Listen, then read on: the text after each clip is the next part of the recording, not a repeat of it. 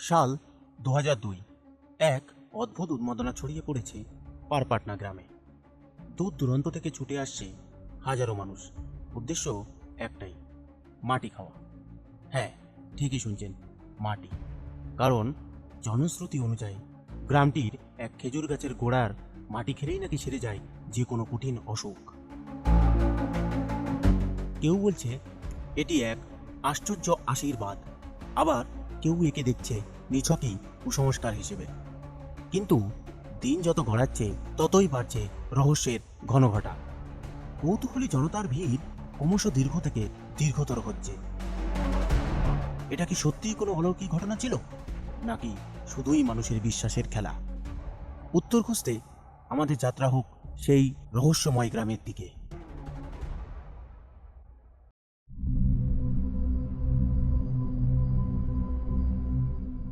উত্তর 24 পরগনার অন্তর্গত পারপাটনা গ্রাম। গ্রামের বুক চিরে বিস্তীর্ণ এক রহস্যময় মাঠ।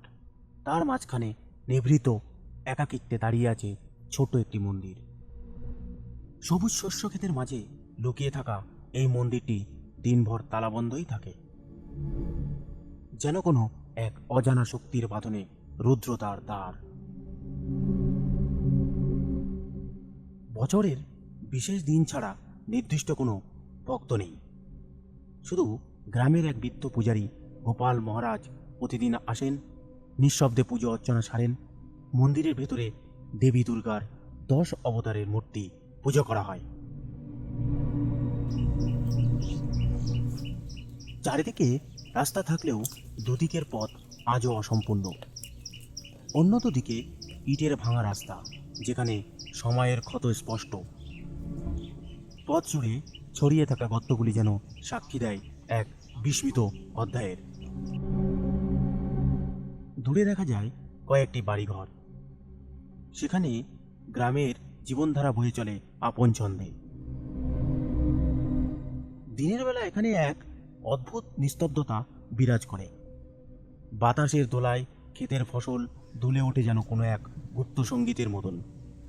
কিন্তু সন্ধ্যা নামলেই পরিবেশ বদলে যায়। পূজারি থেকে জানলাম রাতে 2 জন ভলেন্টিয়ার এখানে পাহারা দেয়, মন্দির রক্ষার জন্য, যাতে চুরি ঠেকানো যায়। এই মন্দির নতুন। শ্রী মনোরঞ্জন কবিরাজ প্রতিষ্ঠান করেন 2012 সালে।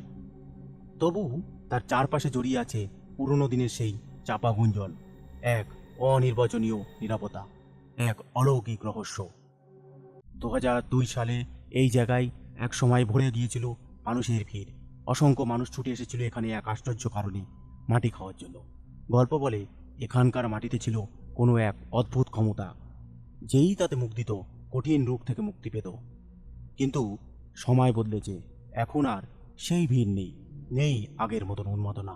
তবে কি সত্যিই কিছু ছিল এখানে, নাকি সবই মানুষের বিশ্বাসের খেলা? উত্তর খুঁজতে আমাদের ফিরে যেতে হবে অতীতের পাতায়, সেই অজানা অধ্যায়ে, যেখানে সত্য আর মিথ্যার মাঝের রেখাটি আজও স্পষ্ট।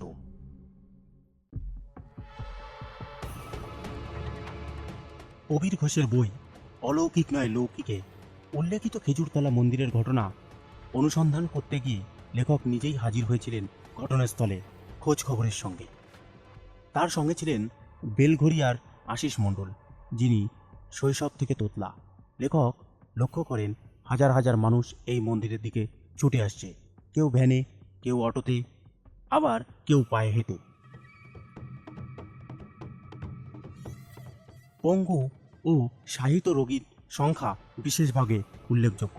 এমনকি বাংলাদেশের খুলনা থেকেও অনেকে এসেছে আশায় বুক বেঁধে। ভারতীনগর কলোনি থেকে কিছু দূর এগোলেই বিশাল জলাভূমি।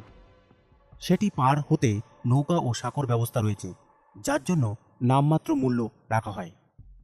মন্দির সংলগ্ন এলাকায় রাতারাতি প্রচুর দোকান গড়ে উঠেছে। চা, বিস্কুট, অমলেট, মুড়ি, ঘুগনি থেকে শুরু করে পূজার সামগ্রী, ধূপ, ফুল, এমনকি ছোটদের খেলনাও বিক্রি হচ্ছে। মন্দিরটি আসলে একটা লম্বা খেজুর গাছকে কেন্দ্র করে গড়ে উঠেছে, যা সাধারণ খেজুর গাছের তুলনায় অনেক উঁচু। এই গাছের সঙ্গেই জুড়ে রয়েছে মানিক পীরের মাজার, যা ধীরে ধীরে বুড়িমার থান নামে পরিচিত হয়ে ওঠে।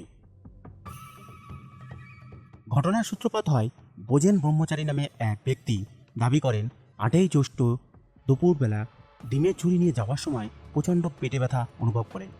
তখনই এক অলৌকিক বৃদ্ধা, যার গায়ে লাল পাড় সাদা শাড়ি, তাকে খেজুর তলার মাটি খেতে বলেন। ভোজেন তা খেয়ে সঙ্গে সঙ্গে সুস্থ হয়ে ওঠেন। এরপর তিনি প্রচার করেন ওই মন্দিরের মাটি খেলে যে কোনো রোগ সেরে যাবে। ব্রজেন ব্রহ্মের কথায় আস্থা রেখে স্থানীয় কিছু যুবক জঙ্গল পরিষ্কার করে এক সুন্দর মন্দির গড়ে তোলেন। মন্দির চত্বরে নির্মাণ করা হয় এক বিশাল টিনের হল, যার কেন্দ্রবিন্দু ছিল সেই রহস্যময় খেজুর গাছ। গাছের নিচে স্থাপন করা হয় সুসজ্জিত ঘট, যা রঙিন কাপড়ে মোড়ানো। খেজুর গাছের গায়ে জড়ানো থাকে অসংখ্য শাড়ি, যেন এক অলৌকিক আবাহ তৈরি করে। চারিদিকে ঢাকের বাদ্য, কাসরের ঘণ্টার আওয়াজ, ধুনোর ধোঁয়া, সুগন্ধি ঘিরে তোলে এক মোহমোহ পরিবেশ। হাজার হাজার ভক্তের সমাগম ভরে ওঠে মন্দির প্রাঙ্গণ। পুরোহিত ভোজেন ব্রহ্মকে ঘিরে একদল নারী পুরুষ ব্যস্ত হয়ে পড়েন। তারা একে একে হাতে মাটির তাল এনে দেন, আর ভোজেন ব্রহ্ম সেই তাল খেজুরের গাছে স্পর্শ করিয়ে আবার ভক্তদের হাতে ফিরিয়ে দেন। মাটির সেই তাল ধীরে ধীরে ছোট নাড়ু বা মোয়ার আকৃতি নেয়, যা ভক্তরা পরম ভক্তিতে গ্রহণ করেন। এক ধরনের ধর্মীয় উন্মাদনা ছড়িয়ে পড়ে চারপাশে। মন্দির পরিচালনার জন্য একটি কমিটি গঠন করা হয়, যার নেতৃত্বে ছিলেন কালীপদ বিশ্বাস সভাপতি, যুগলচন্দ্র দাস সম্পাদক ও সুনীল কুমার বিশ্বাস কোষাধ্যক্ষ। বিভিন্ন রাজনৈতিক দলের সদস্যরাও কমিটিতে অন্তর্ভুক্ত হন। ভিড় সামলাতে মন্দির কমিটির এজেন্টরা মাইকে বারবার ঘোষণা করতে থাকেন।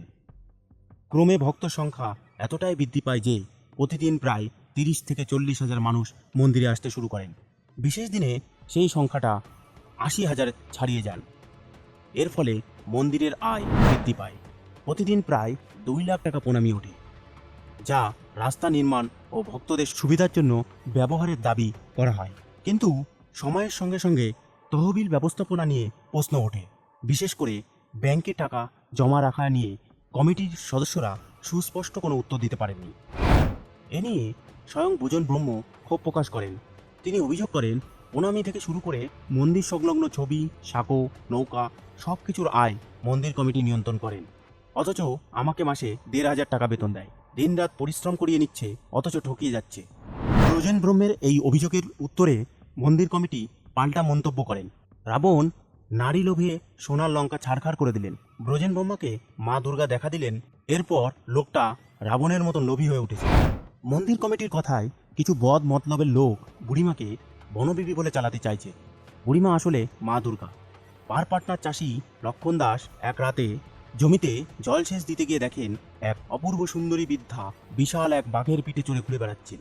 একইভাবে গ্রামের আর এক কৃষক জগদীশ দাস এক রাতে পাম চালাতে গিয়ে দেখেন দুর্গা প্রতিমার মতন এক বৃদ্ধা 3টি বিশাল বাঘ নিয়ে চলাফেরা করছেন। খবর ছড়িয়ে পড়ে খেজুরতলার মাটি খেয়ে বোবারা কথা বলতে শুরু করেছে। পক্ষাঘাতে আক্রান্ত সুস্থ হয়ে উঠেছে। এমনকি থ্যালাসেমিয়া ও HIV আক্রান্ত রোগীরাও নিরাময় পাচ্ছে। বিভিন্ন ব্যক্তির অভিজ্ঞতা উদাহরণ দিয়ে বিষয়টিকে বিশ্বাসযোগ্য করে তোলার চেষ্টা করা হচ্ছে, আর ধীরে ধীরে সাধারণ মানুষের মধ্যে এটা ছড়িয়ে পড়ছে। এই ঘটনাগুলি লেখককে প্রবলভাবে নাড়া দেয়। সবচেয়ে বড় ধাক্কা দেয় জমির দাম বৃদ্ধির তথ্য শুনে। অন্তত 10 জন জমির মালিক জানান 2 মাস আগে যেখানে বিঘাপতি জমির দাম ছিল 4 থেকে 5,000 টাকা, এখন তা বেড়ে হয়েছে 5 লাখ। মাসখানেক আগে যারা 15 থেকে 20,000 টাকা বিঘা দরে জমির বায়নানামায় সই করেছে ও অ্যাডভান্স নিয়েছে, তারা এখন অনুশোচনায় কপাল চাপড়াচ্ছেন। কিন্তু প্রশ্ন থেকেই যায়, কত জমি এভাবে বায়নানামায় বাধা পড়েছে? জবাবে মন্দির কমিটির সভাপতি কালীপদ বিশ্বাস জানান কমপক্ষে 200 বিঘা। সম্পাদক যুগল কৃষ্ণ দাসের ধারণা সংখ্যাটা 300 বিঘার কম নয়। খেজুরতলার জমিটি যাদের জায়গায়, সেই বিশ্বাস পরিবারের ইউনিস ভাই জানান তাদের উপর জমি বিক্রির জন্য প্রচণ্ড চাপ আসে। বিশেষ করে খেজুরতলার লাগোয়া জমির দাম এখন দ্রুত বেড়ে চলেছে। তবে সমস্যা হলো অনেকেই ইতিমধ্যে বায়নানামায় সই করে টাকা নিয়ে ফেলেছেন। আরও চমকপ্রদ তথ্য হলো এই বিপুল জমির ক্রেতা একজনই। আরও আশ্চর্যের ব্যাপার, তিনি নাকি একসময় চাকলার বিস্তীর্ণ জমির মালিক ছিলেন। 3 থেকে 4 হাজার টাকার বিঘার কেনা সেই জমি এখন বিকাচ্ছে 50 থেকে 75 হাজার টাকা কাটা ধরে। অর্থাৎ একসময় 150 টাকা কাটা কেনা জমি এখন বিক্রি হচ্ছে 50 থেকে 75 হাজার টাকায়। লেখক প্রবীর ঘোষ মাটি সংগ্রহ করে বিশিষ্ট রসায়নবিদ ডক্টর শ্যামল রায় চৌধুরীর কাছে পরীক্ষার জন্য দেন। 7 দিন পরে রিপোর্টে দেখা যায় মাটিতে কৃমি, রোগ, জীবাণু এমন ক্ষতিকর উপাদান বিদ্যমান। এর কোনো ঔষধি গুণাবলী পাওয়া যায়নি। আশিস মণ্ডল, যিনি তোতলা ছিলেন, মাটি খেয়ে তার কোনো উন্নতি হয়নি। মন্দির কমিটি দেওয়া রোগমুক্তদের তালিকা যাচাই করতে গিয়ে দেখা যায় অনেক নামের বাস্তব অস্তিত্ব নেই। স্থানীয় একটি সংবাদপত্র দাবদাহে লেখকের খোঁজ খবরের রিপোর্ট প্রকাশিত হলে সম্পাদক প্রাণনাশের হুমকি পান। অন্যদিকে অনুসন্ধানে দেখা যায় মন্দির চত্বরে প্রতিদিন লরির পর লরি মাটি এনে ফেলা হচ্ছে রাতের অন্ধকারে, যেন অলৌকিক মাটি কখনো ফুরিয়ে না যায়। 2009 সালে আয়লা ঝড়ে মূল খেজুর গাছটি ভেঙে পড়ে, যা মন্দিরের অলৌকিক দাবির ভিত্তিকেই নড়বড় করে দেয়।